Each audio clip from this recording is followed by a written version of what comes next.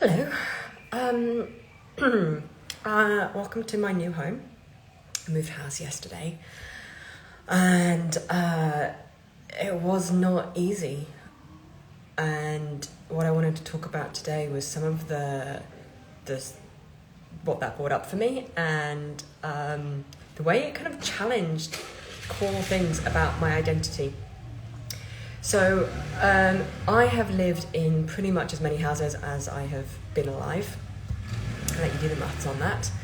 And I have a story that I am really good at moving, that I am really adaptable to change, and that it doesn't bother me. And what I realised yesterday is that it turns out none of that's true. I got very good at not feeling all of the feelings that come around change and moving, but that doesn't mean I actually like it. And so I kind of cheekily called this video the downside of feeling more, and I think for me what that means is that the more somatic practices, the more embodied practices that I do, the more that I actually connect to my feelings and my experience, the more I'm realizing all of these things that don't actually work for me, and that I'm not as adaptable and things as I thought I was. That's a little bit of a shock. I guess I'm more sensitive to the impact that change has on my nervous system, and that doesn't make me weak. I'm trying not to tell myself kind of big stories about that, but that I'm human. And that a human nervous system thrives on familiar. Yeah, that there's safety in the familiar. And so when we disrupt our environment in some way, that brings up feelings. And I guess I got really good at practicing not feeling those feelings. And yesterday I became really aware of how stressed I was and anxious and how unsettled I felt.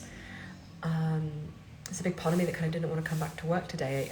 I need to. I have things that need to happen, and but there's a big part of me that is craving sort of slowness and being able to adjust. And I guess the upside of feeling more is that I can notice that, and I can support myself in that. So that these feelings don't have to be things to be scared of. They don't have to be bad or disruptive. That they also get to be part of my experience, and I can kind of meet myself with a little bit more grace and compassion. And it feels deeply unsettling to have these parts of my identity that I have kind of clung to as ways of feeling safe with all of this moving. Sorry, my phone's just putting on the back of my laptop.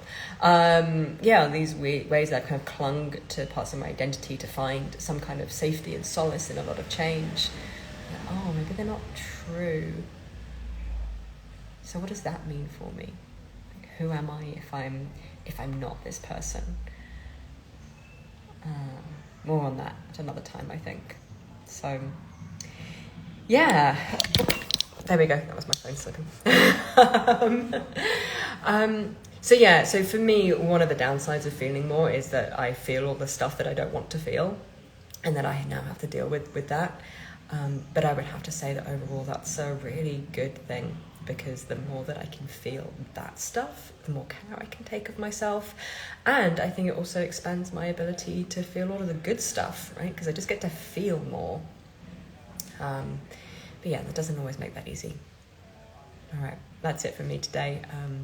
If you'd like to share your experience, whether that's of moving, of the kind of unintended consequences of feeling more, then I'd really love to hear from you. And I'll see you next time. Thanks so much for being with me.